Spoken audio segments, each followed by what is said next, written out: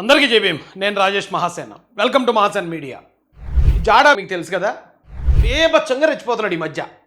చంద్రబాబు నాయుడు గారిని నోటికి ఎంత వస్తే అంత వాగేస్తున్నాడు, లోకేష్ గారిని నోటికి ఎంత వస్తే అంత వాగేస్తున్నాడు, పవన్ కళ్యాణ్ గారి నోటికి ఎంత వస్తే అంత వాగుతున్నాడు. నేను అనుకున్నాను, ఏంటి ఇంత రెచ్చిపోతుంది, దీని పని కాదే ఇది.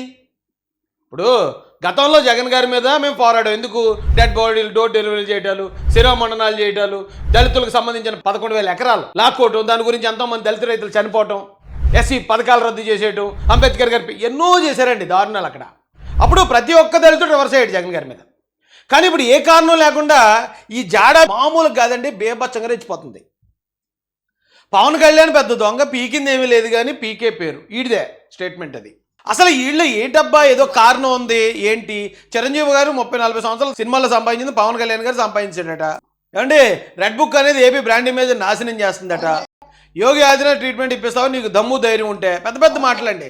2029లో జగన్ అధికారంలోకి వస్తే ఎవరు ఎక్కడికి వెళ్తారో మాత్రం, అంటే అందరూ హెలికాప్టర్లు వేసుకుని వెళ్ళిపోతారు. మీరు ముఖ్యమంత్రి అయితే ఇలా ముగ్గురు పరిస్థితి ఎలా ఉంటుందో తెలుసా? నేను చెప్తున్నా, అక్కడ కౌంటింగ్ మిషన్ స్టార్ట్ అయ్యి మ్యాండేట్ జగన్మోహన్ రెడ్డికి వచ్చింది అని టీవీలో కనపడిన మరుక్షణం ముగ్గురు స్పెషల్ ఫ్లైట్ వేసుకొని ఇండియా దాటి అయిపోతారు.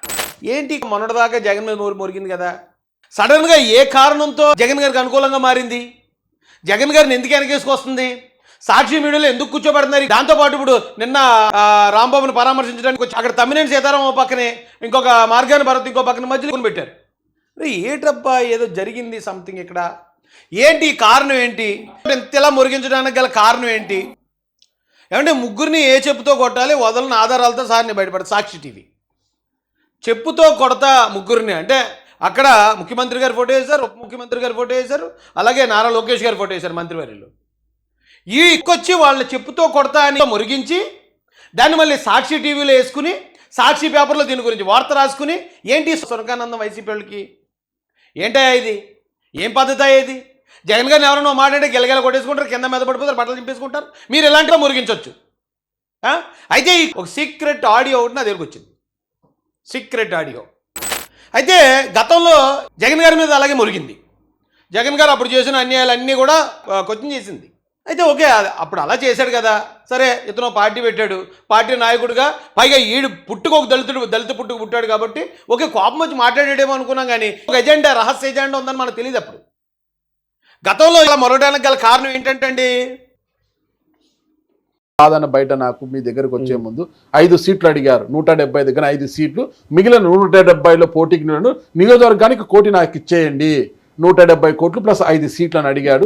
చంద్రబాబు నాయుడు గారు 1 కోటి కూడా ఈయన కదా, 1 లక్ష కూడా ఈయన అన్నారు, అందుకే వెళ్ళిపోయాడు అని అవతల వర్గం నుంచి వస్తున్న వాదన. సమాధానం సార్, నేను 1 కోటి కాదు 5 కోట్లు అడిగిన.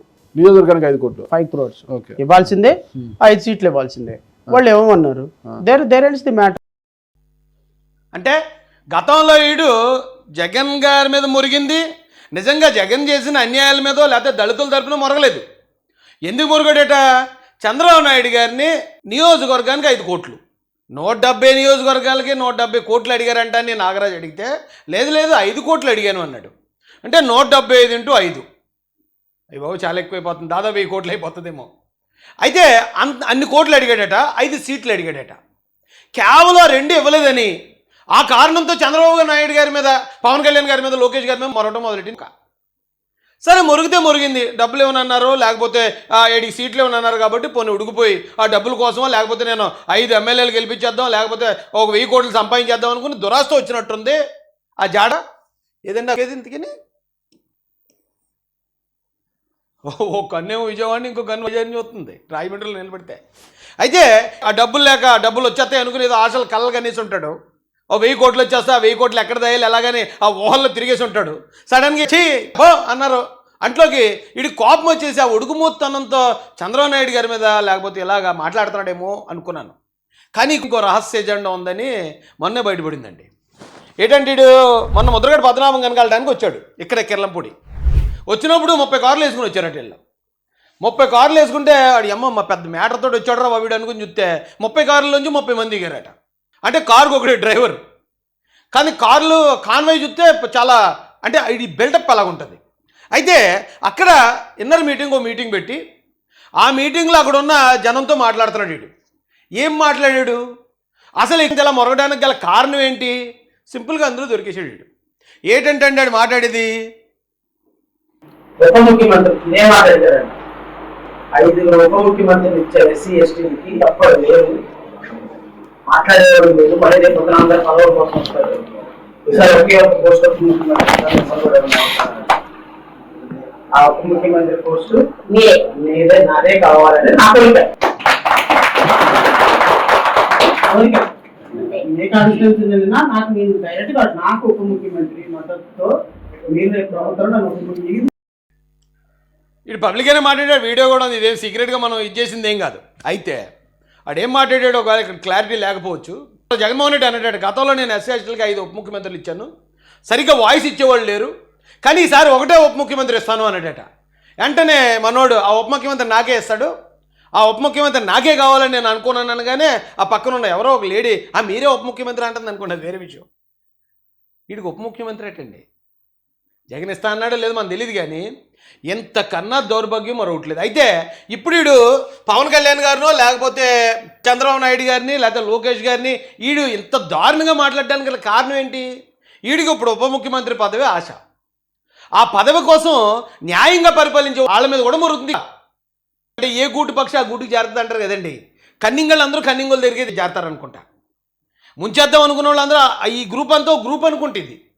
అప్పుడేమో 800 కోట్లు దాదాపు 1000 కోట్లు అడిగాడు చంద్రబాబు నాయుడు గారిని, ఎవరన్నారని అప్పుడు చంద్రబాబు నాయుడు గారిని తిట్టాడు. ఇప్పుడేమో ఇతను ఒకవేళ జగన్మోహన్ రెడ్డి నాకు డిప్యూటీ సీఎం ఇచ్చేస్తాను అంటున్నాడు, కాబట్టి నేను ఇక కారణం ఉన్నా లేకపోయినా చంద్రబాబు నాయుడు గారిని, పవన్ కళ్యాణ్ గారిని, లోకేష్ గారిని బూతులు తిట్టేసి ఏమనంటే నేను ఎస్సీ లేకపోతే అంబేద్కర్ గారి పేరు వాడేసుకోవటం, ఆ కులం పేరు వాడేసుకోవటం, ఈ కార్డు ఒకటి అడ్డు పెట్టుకోవడానికి ట్రై చేస్తుంది. ఎస్సీలే తరిమి కొట్టాలి ఇలాంటి కల్ని. ఎందుకంటే ఎస్సీలు ఎవరో కూడా అమ్ముడుపోయే వ్యక్తులు కాదు, డబ్బు కోసం ఆశపడి రాజకీయం చేసేవాళ్ళు కాదు, పదవి వస్తుందని చెప్పి అవతల మంచోళ్ళ మీద కూడా ఆరోపణలు చేసి వాళ్ళని బూతులు తిట్టి కులం కార్డు అడ్డు పెట్టుకునే వ్యక్తులు కాదు ఎస్సీలు. ఇలాంటి ఎదవ వచ్చి ఎస్సీల పరువు తీస్తున్నాడు. ఇంత ఎదవబోతుగా ఎవరో బతకరండి.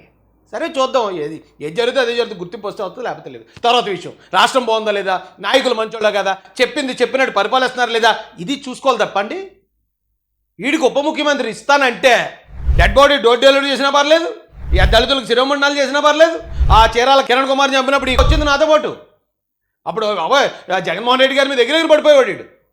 అవన్నీ కూడా గాలి కొట్టుకుపోయి వీడికి డిప్యూటీ సీఎం ఇస్తానంటే ఇంతకీ ఇస్తాడా లేదనేది జగన్మోహన్ రెడ్డి ఇలాంటి వాళ్ళు ఎంతోమందిని ఏళ్ళమి ఆడించేస్తాడు. ఇస్తానని అన్నాడా లేదా అనవసరం, కానీ ఒకే పోస్ట్ ఇస్తానన్నాడు, అయితే అది నాకే. కాబట్టి నేను ఎంత గట్టిగా పవన్ కళ్యాణ్ గారిని, చంద్రబాబు గారిని, లోకేష్ గారిని తిట్టేస్తానో, జగన్మోహన్ రెడ్డికి అలాగే తిట్లు తిట్టేవాళ్ళంటే ఇష్టం.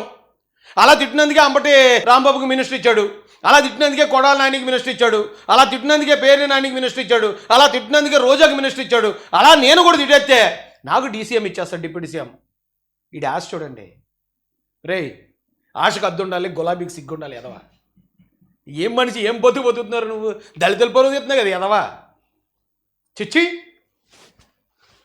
ఇదండి ఈ బతుకు. ఇది అలాంటి వాళ్ళని చూసినప్పుడు చిరగా వేస్తుందండి బాబు.